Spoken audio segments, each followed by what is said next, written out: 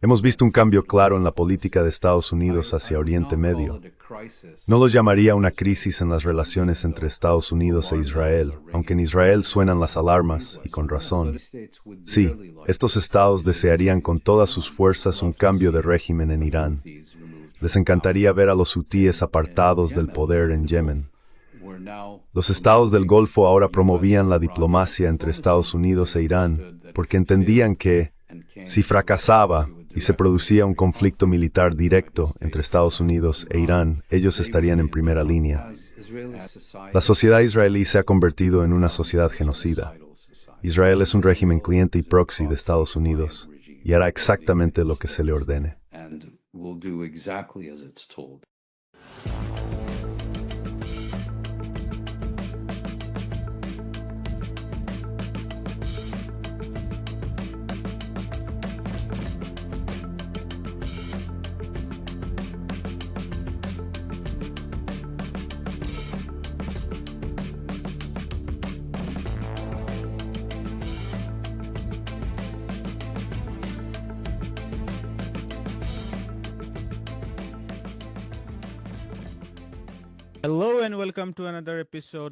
Hola y bienvenidos a otro episodio de India y la Izquierda Global.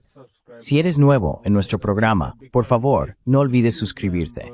También puedes considerar hacerte miembro de YouTube, patrocinador o donar una pequeña cantidad usando el enlace en la descripción.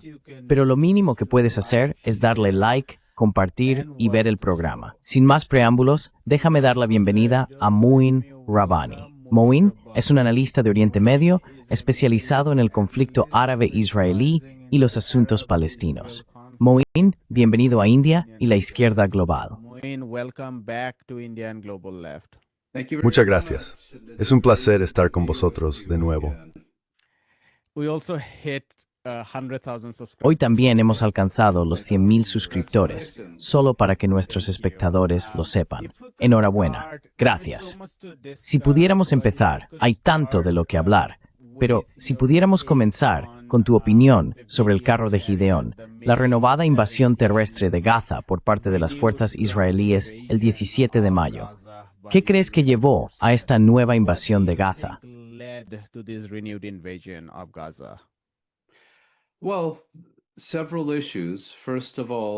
Bueno, hay varios temas. En primer lugar, si lo analizamos en términos militares convencionales, Israel lleva 1 año y medio luchando contra una milicia poco armada, esencialmente de segundo orden, Hamas como la Yihad Islámica, etc., y no ha logrado asestarles un golpe decisivo y fatal.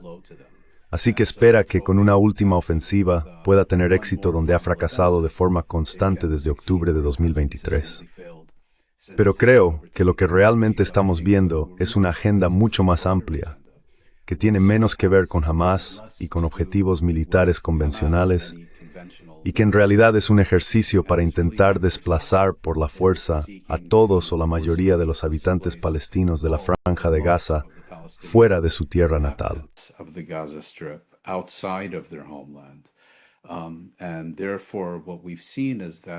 Y por lo tanto lo que hemos visto es que, a partir del 2 de marzo, 2 semanas antes de que Israel reanudara su ofensiva militar, impuso un asedio sin precedentes a la Franja de Gaza, en el que no se permitió la entrada de ni una gota de agua, ni una gota de combustible, ni una barra de pan, ni una sola aspirina, ni ningún otro medicamento.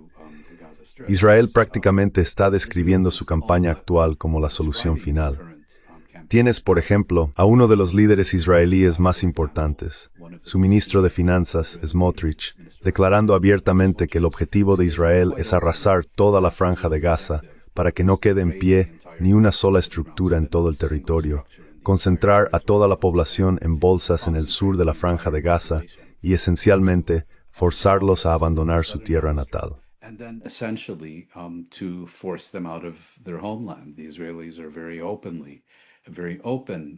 Los israelíes están discutiendo esto abiertamente, y su violencia genocida ha alcanzado niveles realmente sin precedentes en los últimos 2 meses. Tuvimos, por ejemplo, la ejecución sumaria de 15 trabajadores sanitarios que eran claramente identificables como tales y que fueron ejecutados precisamente por ser trabajadores sanitarios, para luego ser enterrados en una fosa común junto con sus ambulancias destrozadas. Estamos presenciando bombardeos diarios verdaderamente maníacos que están acabando con familias enteras, y así sucesivamente. Creo que realmente estamos ante la fase final de lo que claramente se ha convertido en una guerra de aniquilación en la Franja de Gaza. Por supuesto, esto va acompañado de campañas intensificadas contra los palestinos en Cisjordania, ataques continuos en Líbano, expansión territorial en Siria, y ahora también crecientes amenazas de un ataque israelí a Irán para evitar que Estados Unidos e Irán lleguen a un nuevo acuerdo diplomático. Reaching a new diplomatic agreement. There seems to be some confusion or Parece haber cierta confusión, o digamos falta de claridad, sobre la posición de Estados Unidos respecto a este conflicto en este momento. Los medios israelíes hablan mucho sobre una creciente brecha entre el presidente Trump y Netanyahu. Las 4 o 5 cosas que se citan a menudo son el acuerdo directo en Yemen, es decir, la retirada de Estados Unidos de Yemen, el fiasco anterior con Mike Flynn, quien fue destituido de la NSA porque aparentemente estuvo implicado en un plan secreto para lanzar una guerra contra Irán. Y luego está el viaje de Trump-Hur, que pasó por alto Israel. Trump's Middle East trip, which bypassed Israel, and finally a J.D. Vance trip. Y finalmente, el viaje de J.D. Vance, que probablemente ya estaba programado, fue cancelado a Israel. Sí, a Israel. Así que esa es una parte. Pero por otro lado, también está el portavoz del Consejo de Seguridad Nacional de la Casa Blanca, James Hewitt, y otros diciendo que Estados Unidos es el mejor amigo que Israel puede tener y que el presidente Trump lo respalda firmemente. ¿Qué opinas sobre la postura del presidente Trump? En particular, sobre cuál es su posición personal en este momento histórico, en este conflicto. Well, I think it's difficult to offer, Bueno, creo que es difícil ofrecer valoraciones definitivas sobre el presidente Trump en cualquier tema, incluido este, porque es un líder muy errático. Es impulsivo, tiende a contradecirse constantemente y así sucesivamente. Por eso creo que deberíamos centrarnos menos en lo que dice y más en lo que Estados Unidos está haciendo. Y aquí sí creo que hemos visto un cambio claro en la política estadounidense en Oriente Medio. No lo calificaría como una crisis en las relaciones entre Estados Unidos e Israel, aunque en Israel suenen las alarmas, y con razón, pero es más bien un cambio. Y quizás sea útil comparar dónde estamos al comienzo de la segunda administración Trump con respecto a dónde estábamos al inicio de la primera administración Trump en 2017. En 2017, Estados Unidos, Israel y los Estados Árabes conservadores estaban muy en los carry line en cuanto a sus objetivos en Oriente Medio. with respect to their objectives in the Middle East. It was to get Washington to repudiate. Se trataba de lograr que Washington repudiara el acuerdo nuclear con Irán. Se trataba de debilitar a Irán y buscar aislarlo aún más dentro de la región. Se trataba de debilitar el acuerdo de coalición conocido como el eje de la resistencia. Y también hubo un esfuerzo por normalizar las relaciones entre Israel y los Estados Árabes, no como resultado de una resolución de la cuestión palestina en forma de un fin de la ocupación y un Estado palestino independiente, sino más bien como un mecanismo para debilitar, marginar y aislar aún más a los palestinos. Esa era la situación en 2017. Y por supuesto vimos una serie de iniciativas en ese momento. Estados Unidos sí repudió el acuerdo nuclear con Irán.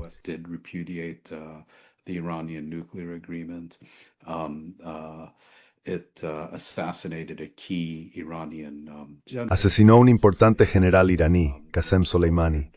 Intermedió acuerdos de normalización entre Emiratos Árabes Unidos, Bahrein, Marruecos y Sudán por un lado, e Israel por el otro. Bajo el liderazgo de uno de sus principales y más viles halcones, Jason Greenblatt, lanzó una campaña concertada para intentar anular la Agencia de Naciones Unidas para los Refugiados Palestinos, UNRWA. Otra persona responsable de esto fue, por supuesto, el igualmente vil David Friedman, que en ese momento era el embajador de Estados Unidos en Israel. Un auténtico extremista que califica a otros judíos estadounidenses que no están de acuerdo con él de capos, básicamente comparándolos con los guardianes de los campos de concentración nazis. Es decir, realmente fuera de sí. Concentration camp guards, and so, I mean, really off the deep end. That was 2017. Then if you look at what happened, Eso fue en 2017. first administration, Luego, si observas lo que ocurrió durante la primera administración de Trump, aunque Irán no asumió abiertamente la responsabilidad, se entiende ampliamente que se trató de un ataque iraní. Irán lanzó un sofisticado ataque con drones y misiles contra las principales instalaciones petroleras de Aramco en el este de Arabia Saudí, y Estados Unidos no respondió.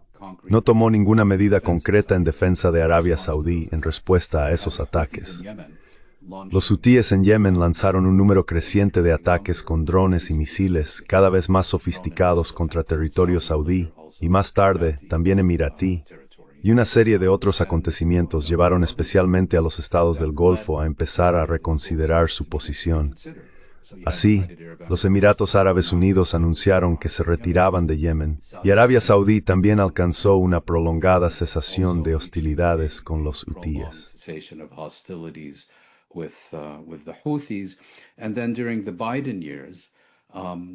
Y luego, durante los años de Biden, sin coordinarse con él, los Emiratos Árabes Unidos y Arabia Saudí empezaron a normalizar relaciones con Irán. Y en el caso de Arabia Saudí, fue un acuerdo de normalización mediado no por Estados Unidos ni por el Reino Unido, sino por China. Así que, para cuando la segunda administración Trump asumió el cargo a principios de este año, esa alineación ya no existía.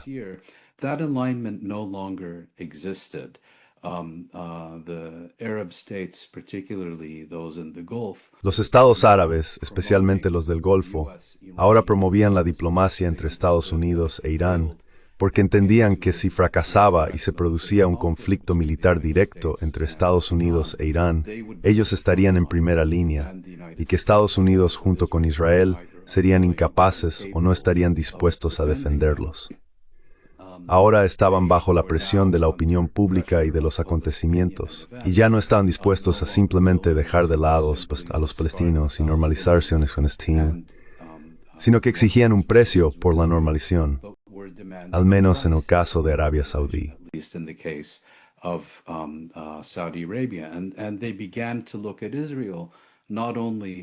Y empezaron a ver a Israel no solo como un socio de seguridad fiable y valioso, sino también como un incendiario regional decidido a prender fuego a todo Oriente Medio, sin tener en cuenta las consecuencias para sus aliados de facto en el Golfo.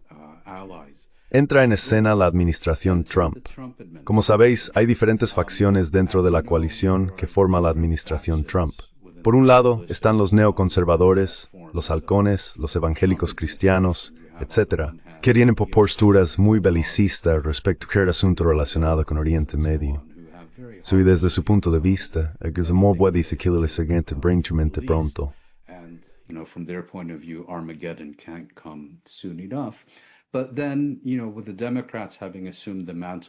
Pero luego, con los demócratas asumiendo el papel de partido belicista, también tienes a los no intervencionistas, los aislacionistas, aquellos que piensan que las prioridades geoestratégicas de Estados Unidos están en Asia Oriental y no en Oriente Medio. Y creo que este incidente al que te refieres, en el que el ahora ex asesor de Seguridad Nacional de Estados Unidos, Michael Waltz, fue sorprendido conspirando con Israel a espaldas de Trump para promover una guerra de Estados Unidos. De estar con Irán en nombre de Israel, le trajo un sabor especialmente amargo en la Casa Blanca. Ahora, si miras a Operación Trump, toma el caso de Arabia Saudí, que creo que es un tema clave.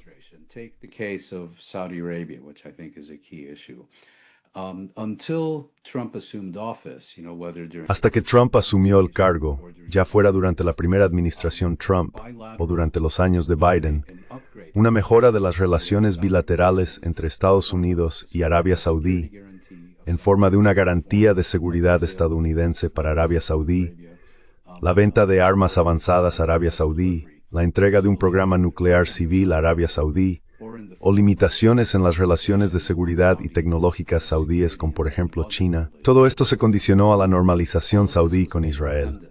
A los saudíes se les dijo muy claramente, a menos que normalicéis las relaciones con Israel, no recibiréis nada de Estados Unidos más allá de lo que Washington ya os ha dado. states beyond what Washington has already given you. Trump came into office. Trump llegó al poder. Sus prioridades, según las entiendo, al menos en Oriente Medio, eran conseguir inversiones sustanciales del Golfo en la economía estadounidense para fortalecer la economía de Estados Unidos y, a su vez, la posición global de la economía estadounidense. Con esa prioridad, el mensaje a los israelíes era básicamente: o te sumas y adoptas las políticas que exige Arabia Saudí para permitir que Arabia Saudí normalice relaciones contigo, o, si no lo haces, te las apañas solo, y no vamos a esperarte porque tenemos prioridades en cuanto a la venta de armas a los saudíes y la generación de inversiones saudíes.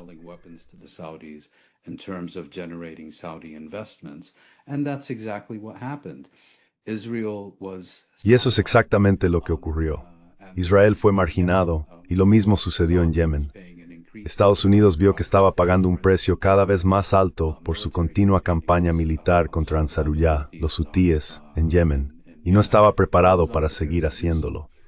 Básicamente, llegó a un acuerdo bilateral de alto el fuego con los hutíes, que les permite seguir atacando a Israel sin consecuencias en términos de una respuesta estadounidense. En Siria, ocurrió lo mismo.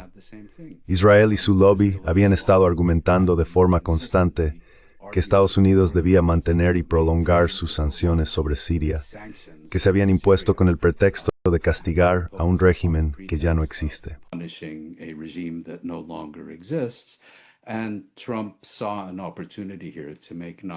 Y Trump vio aquí una oportunidad para congraciarse con los saudíes, los cataríes y Turquía, por un lado, y quizás obtener inversiones significativas y oportunidades económicas para Estados Unidos, y anunció que Estados Unidos levantaría esas sanciones.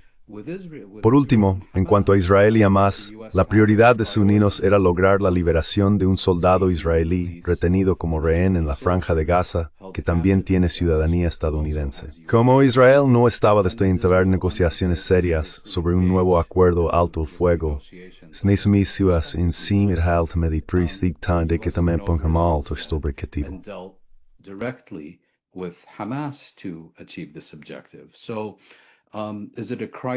entonces, ¿es una crisis en las relaciones entre Estados Unidos e Israel? Sin duda lo parece si estás en Israel. Pero desde la perspectiva estadounidense, no es tanto una crisis en sus relaciones con Israel, como el hecho de que Estados Unidos está dejando de lado este enfoque convencional y tradicional hacia Oriente Medio, en el que cualquier cosa que haga en la región debe coordinarse con Israel, teniendo en cuenta las prioridades y la agenda israelíes, e integrándolas en su propio enfoque. Ahora Estados Unidos básicamente actúa bilateralmente con los países implicados, independientemente de Israel. Si Israel quiere sumarse, es bienvenido. Si no, no van a poder detener nada.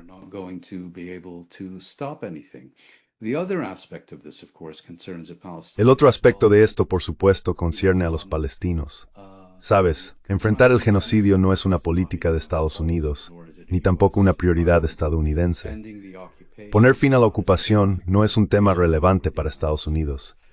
No existe un interés económico significativo que tenga a Estados Unidos, ciertamente no en la Franja de Gaza ni en Cisjordania.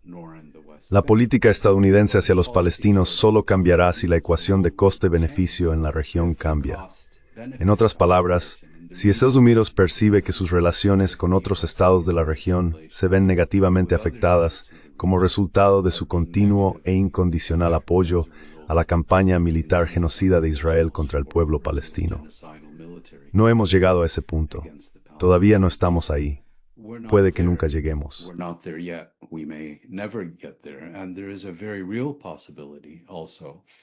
Y también existe una posibilidad muy real de que Estados Unidos siga dando a Israel luz verde para hacer lo que quiera con el pueblo palestino, como una especie de compensación por actuar sin tener en cuenta las prioridades e intereses israelíes en, por ejemplo, Irán, los hutíes, los saudíes, y así sucesivamente.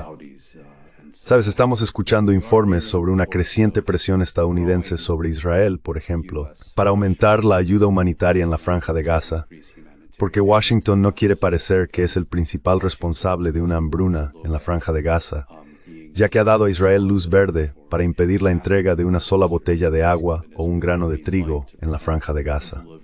Pero ya sabes, visto desde Washington, Palestina, la Franja de Gaza, Cisjordania, no son prioridades, ni siquiera cuestiones significativas en comparación con las otras de las que hemos estado hablando.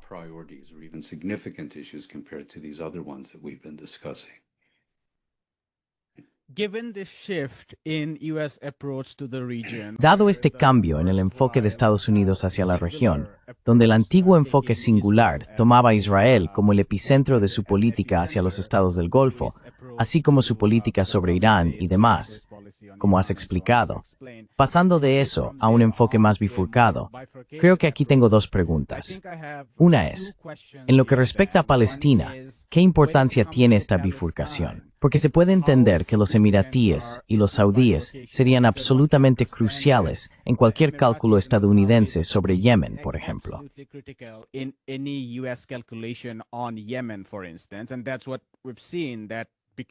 Y eso es lo que hemos visto.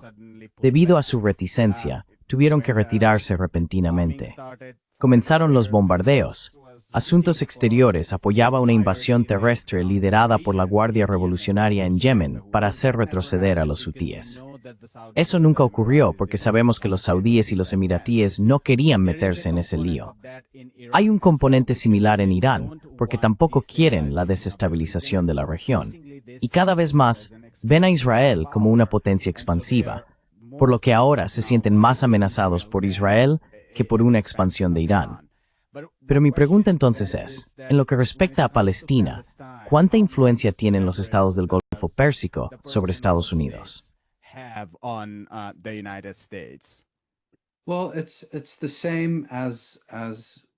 Bueno, es lo mismo que ya sabes si me preguntaras qué capacidad de presión tiene Washington sobre Israel. Estos estados tienen una enorme capacidad de presión y una enorme influencia. La cuestión no es si tienen o no esa influencia. La cuestión es si eligen usarla o no. Y lo que hemos visto de manera constante en los últimos 18 meses es que están comprometidos con su relación bilateral con Washington y no están dispuestos a utilizar la influencia que pueden ejercer en Washington en favor de, llamemos los temas regionales, en este caso poner fin al genocidio en Palestina. Ahora, para responder a la primera parte de tu pregunta, sí, a estos estados les gustaría mucho ver un cambio de régimen en Irán. Les encantaría instalar sus ferries afuera en Yemen. Pero también los realistas. Y mitzistas no just en bor militar at mintzalí israelí. The limitations of U.S. and Israeli military might, and while they, may have initially supported these efforts. Y aunque al principio pudieron haber apoyado estos esfuerzos, han llegado a la conclusión de que no van a tener éxito y que si continúan, van a representar amenazas reales para ellos mismos. Por ejemplo, podría darse una situación en la que los altos el fuego existentes entre las partes dentro de Yemen y en consecuencia entre los hutíes y los saudíes y emiratíes se rompan y los misiles vuelvan a volar hacia territorio saudí y emiratí. Y eso es algo que estos estados desean evitar a toda costa. Ahora bien, hay una cuestión, y es que durante 18 meses hemos visto a los gobiernos árabes, tanto individual como colectivamente, asumir el papel de espectadores inertes mientras Israel comete genocidio contra el pueblo palestino y masacra a los palestinos en su propia tierra.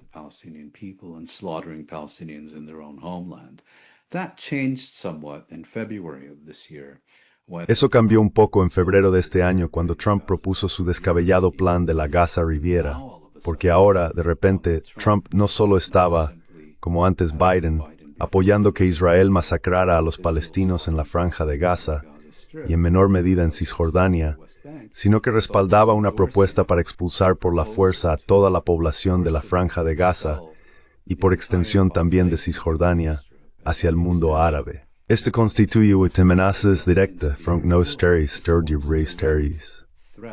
Este constituye un negative ter la astermats topper sterisiernas. To the domestic stability of these Arab regimes. This forms a direct threat to the Esto constituye una amenaza directa a la escasa legitimidad residual que les queda a estos líderes y gobiernos. Y entonces, de repente, los viste levantarse como uno solo y de manera pública, unánime y bastante enérgica, rechazar y oponerse a esa propuesta. Así que sí tienen influencia, tienen una influencia enorme. Por ejemplo, en 1973 hubo el boicot petrolero. También tienen influencia en cuanto a sus relaciones bilaterales con Israel, en lo que respecta a las relaciones diplomáticas y los tratados de paz que mantienen. Pero por diversas razones, han priorizado el mantenimiento de sus relaciones bilaterales, primero y ante todo con Washington, y en segundo lugar con Israel, por encima de cualquier tipo de presión sobre Israel o Estados Unidos para poner fin a esta campaña militar genocida.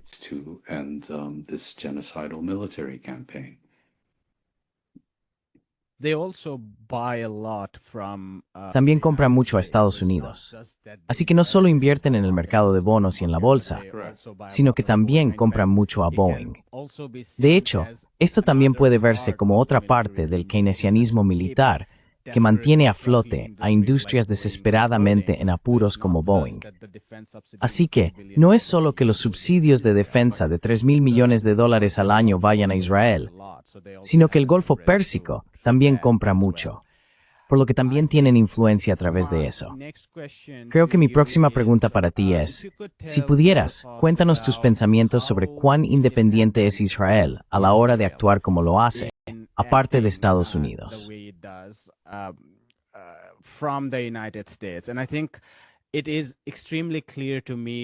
Y creo que para mí está extremadamente claro que depende del acto en sí. Así que, si se trata de una aventura o desventura en Irán, está clarísimo que Israel no puede hacerlo solo, y por tanto tiene que involucrar a Estados Unidos en el equipo. Pero mi pregunta es, ¿cuáles son tus opiniones respecto a la limpieza étnica de Gaza, teniendo en cuenta que en el momento en que Becerra Baba estaba negociando directamente con Hamas en Doha, y también cuando Israel comenzó sus negociaciones con Hamas este sábado, se lanzó la invasión terrestre?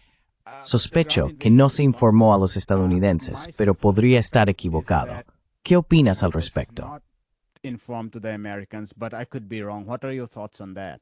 Well, in the broader scheme of things, Israel... Bueno, en términos generales, Israel depende completamente de Occidente, y en particular de Estados Unidos, para su suministro militar, su apoyo político, su apoyo diplomático, de hecho para su propia existencia. Su propia existencia depende del apoyo continuo de Occidente. Pero si abordamos la cuestión de forma más concreta, en cuanto a lo que Israel está haciendo ahora, no faltan declaraciones de altos mandos y oficiales militares israelíes que explican que, sin el suministro continuo de armas, municiones, mantenimiento y demás por parte de Occidente, Israel no podría luchar durante más de unos pocos meses.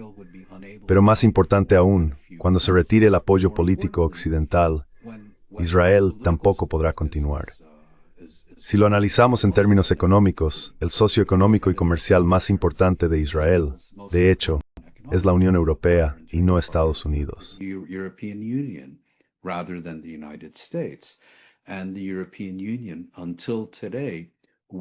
Y la Unión Europea hasta hoy acoge productos de asentamientos ilegales. Por lo tanto, productos ilegales de asentamientos ilegales producidos en el contexto de una ocupación ilegal, y estos tienen libre acceso al mercado europeo, siempre que estén debidamente etiquetados.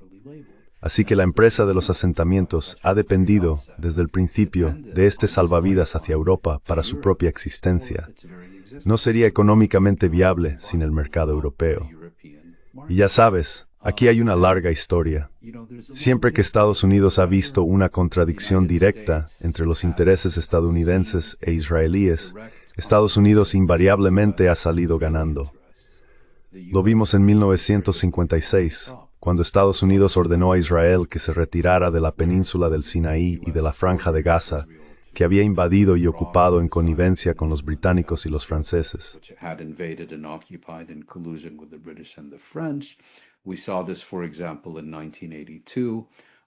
Vimos esto, por ejemplo, en 1982, cuando la administración Reagan quiso vender aviones AWACS a Arabia Saudí, y el lobby israelí hizo todo lo posible para intentar impedirlo, y pasó por el Congreso.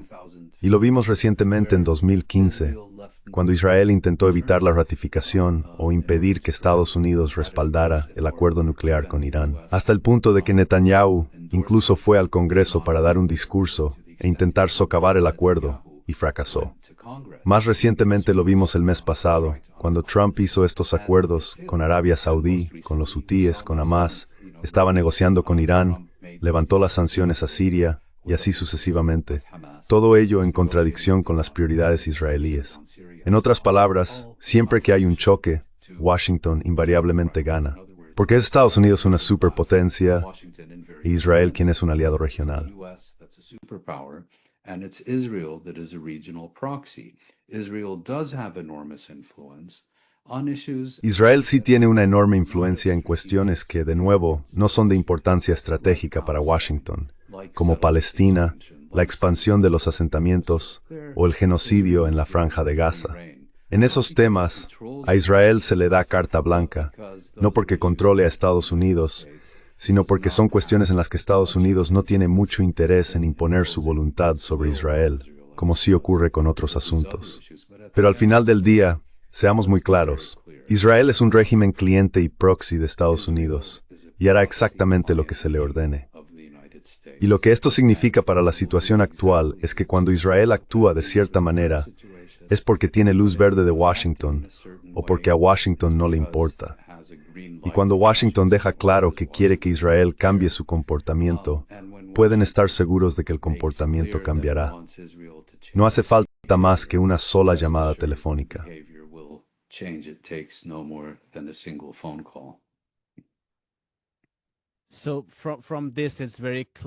Así que a partir de esto, está muy claro que dentro de la administración estadounidense, estas ideas descabelladas, como eliminar a Hamas y demás, siguen siendo el consenso.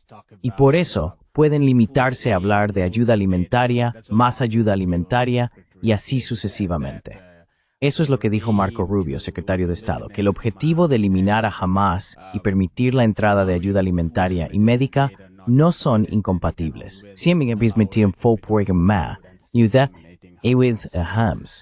Así que esa era el dicho.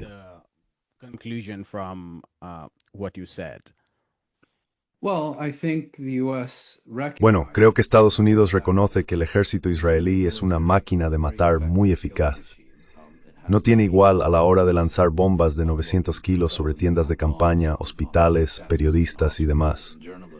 Pero cuando se trata de combate terrestre real, especialmente en entornos urbanos, es una fuerza bastante mediocre.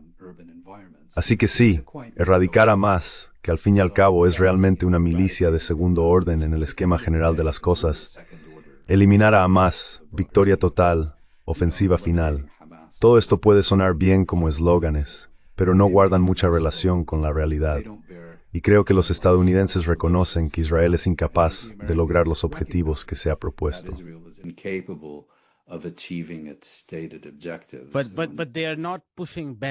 Pero no se oponen a ello porque las invasiones se justifican en nombre de este supuesto objetivo legítimo de eliminar a Hamas. Así que eso se pondría seriamente en cuestión en cuanto Washington empiece a decir que esto no funciona, que simplemente no tiene sentido. Tienes toda la razón. Y vimos, por ejemplo, que durante los años de Biden, Israel recibió apoyo incondicional sin ninguna restricción. Sabes, escuchamos, por supuesto, que Israel también se especializa, y sus secuaces se especializan en atacar a sus amigos y aliados más cercanos y acusarlos de traición. Pero frente a eso, tenemos la declaración, por ejemplo, del recientemente retirado embajador israelí en Washington, Michael Herzog, quien dijo, gracias a Dios que fue Biden quien fue presidente durante este periodo. Y esperábamos que nos pidiera detenernos en múltiples ocasiones, pero nunca lo hizo. Nunca nos pidió un alto el fuego.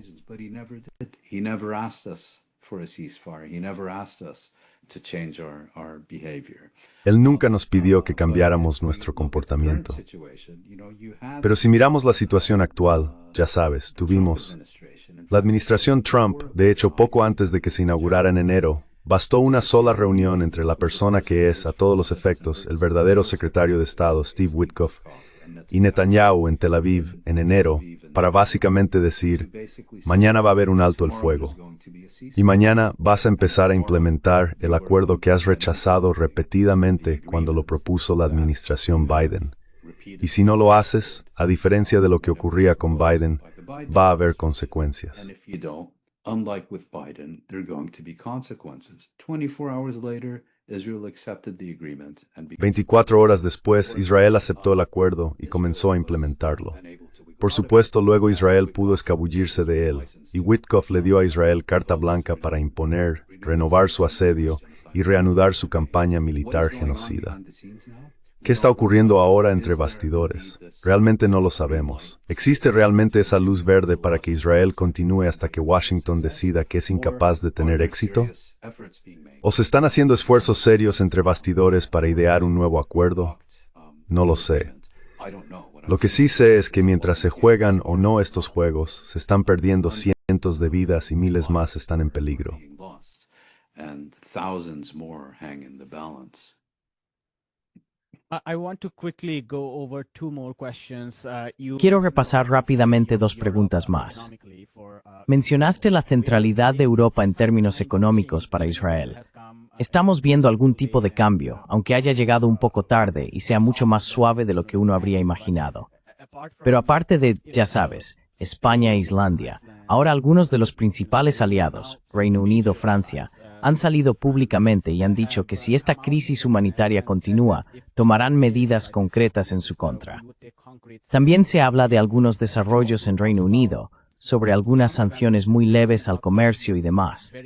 Pero también debemos dejar constancia de que Matt Kennard, a quien hemos recibido, informó recientemente de nuevo que estos aviones siguen yendo a Gaza, y no sabemos exactamente qué llevan, pero siguen yendo. No obstante, ¿cuál es tu percepción de este cambio, si es que lo hay, en Europa respecto a este genocidio y limpieza étnica en Palestina? Well, there's been a perceptible and very real Bueno, change. ha habido un cambio perceptible y muy real en el tono. La pregunta que queda por responder es si esto es un precursor de un cambio de política o si es una alternativa a un cambio de política. Y creo que lo que hemos visto hasta ahora solo puede describirse como una farsa que ni siquiera engaña a quienes la han ideado. Tomemos el caso de Gran Bretaña que acabas de mencionar. Mientras se hacían estas declaraciones, el primer ministro británico, Keir Starmer, o en particular su ministro de Asuntos Exteriores, David Lammy, se levantó en el Parlamento y anunció lo que consideraba una sanción importante contra Israel, que Gran Bretaña estaba congelando las negociaciones con Israel sobre un acuerdo de libre comercio. Freezing negotiations with Israel over a free trade agreement. He didn't say anything about ending the supply of weapons. No dijo nada sobre poner fin al suministro de armas a Israel. No dijo nada sobre poner fin a estos vuelos de inteligencia sobre la franja de Gaza que acabas de mencionar. Básicamente, lo que está diciendo es que Israel seguirá recibiendo todo lo que el Reino Unido le ha estado proporcionando durante este año y medio de genocidio. Pero estamos reteniendo de Israel algo que no tiene, lo cual es un absoluto absurdo si lo piensas. Ni siquiera cumple con la definición más amplia de sanción. Una sanción es cuando impones un coste a otra parte, privándola de algo que de otro modo recibiría. Y aquí, simplemente están poniendo fin a negociaciones sobre algo que no existe. Ending negotiations on something that does not exist. I would say the European Union is an even bigger charade. Yo diría que la Unión Europea es una farsa aún mayor, porque el Acuerdo de Asociación UE-Israel, que entró en vigor en 2000, en su artículo 2, obliga a Israel a respetar los derechos humanos como condición para el mantenimiento de este acuerdo, que más que nada otorga a Israel acceso preferencial al mercado europeo. Ahora bien, si tomamos las declaraciones europeas al pie de la letra, durante los últimos 25 años han sido incapaces de determinar si Israel está violando o no los derechos humanos de los palestinos. Aún no se han enterado del dictamen consultivo de 2004 de la Corte Internacional de Justicia que declara ilegales aquellas partes del muro en Cisjordania que penetran en este territorio y que reafirma la ilegalidad de la política de asentamientos de Israel y mucho más.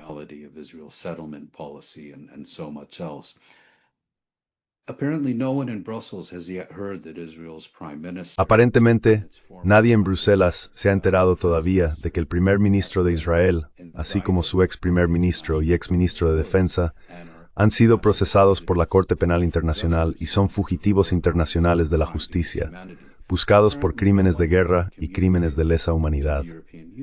Al parecer, nadie ha comunicado aún a la Unión Europea que la Corte Internacional de Justicia emitió el pasado mes de julio una opinión consultiva, es decir, un fallo, según la cual la ocupación israelí es, por definición, ilegal.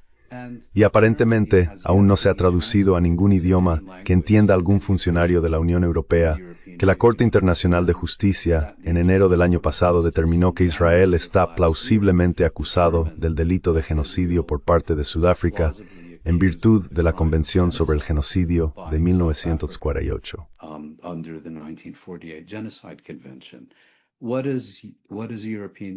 ¿Qué ha hecho la Unión Europea esta última semana?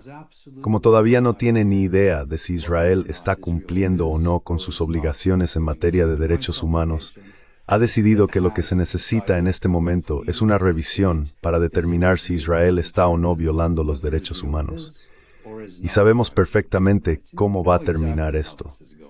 Quiero decir, si después de 25 años todavía no tienes ni idea, o, más exactamente, finges no saberlo, y por eso inicias esta revisión, es evidente que la conclusión será que todo sigue igual.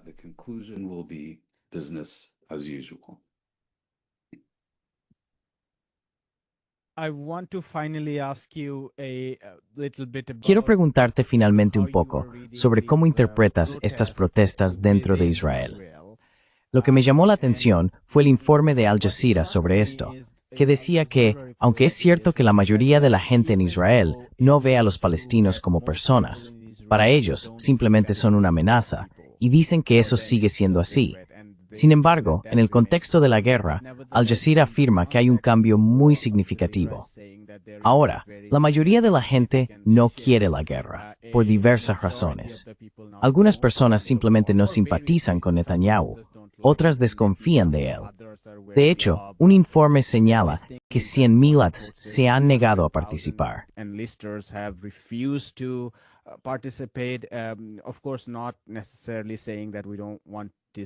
Por supuesto, no necesariamente están diciendo que no quieren esta guerra por la amenaza de invitación, pero mencionan razones médicas y demás. Así que parece haber presión desde abajo para poner fin a la guerra. Concretamente, la ofensiva del 17 de mayo parece haber sido muy mal recibida por amplios sectores de Israel. Así que mi pregunta es, ¿cómo lo ves tú? Y en segundo lugar, si Netanyahu se va, lo cual no es imposible, dado que incluso dentro de la élite gobernante ahora hay divisiones significativas, incluidas dentro de sus propias instituciones, ¿habría algún cambio significativo para los palestinos sobre el terreno?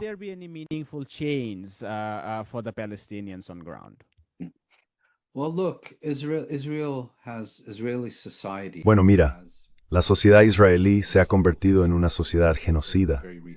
Quiero decir, si miras encuestas muy recientes realizadas por agencias de sondeo muy reputadas en Israel, la gran mayoría de los israelíes apoya la limpieza étnica de la Franja de Gaza, la expulsión forzosa de todos los palestinos de la Franja de Gaza, y casi la mitad apoya literalmente el exterminio de la población, o al menos de una gran parte de la población de la Franja de Gaza. Es una sociedad genocida, sin peros ni matices.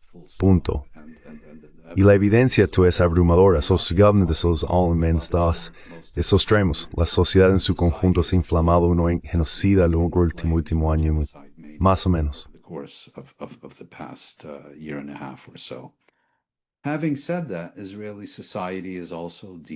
Dicho esto, la sociedad israelí también está profundamente dividida y polarizada, pero no sobre cuestiones relacionadas con los palestinos. Se trata de cuestiones de gobernanza, la naturaleza del Estado y la continuidad de Netanyahu en el liderazgo, porque es una figura muy polarizadora. Frente a esto, como mencionaste, también tenemos otras encuestas que muestran que la mayoría de los israelíes apoyaría el fin de esta guerra. Parte de la polarización en Israel es si la prioridad y el objetivo de Israel deberían ser la destrucción de la Franja de Gaza y de todos los que están dentro, o si la prioridad debería ser un acuerdo para devolver a los cautivos israelíes de la Franja de Gaza.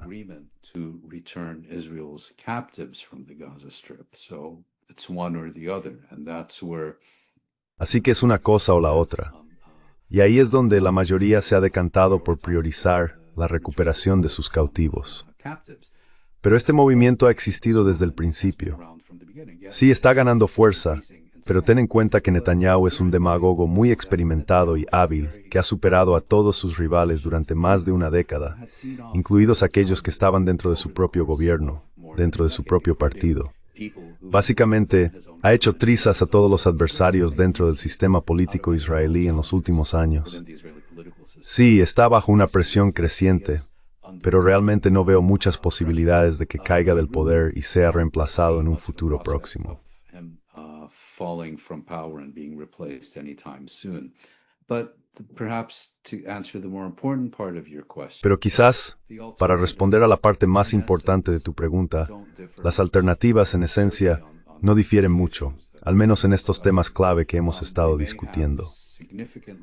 Pueden tener opiniones significativamente diferentes sobre la gobernanza en Israel, sobre el papel del poder judicial israelí y sobre cuestiones similares.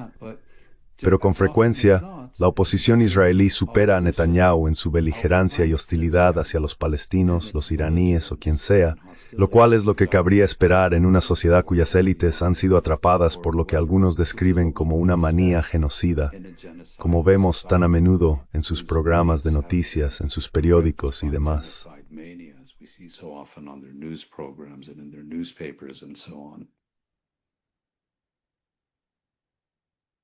Lo dejamos aquí, Muin.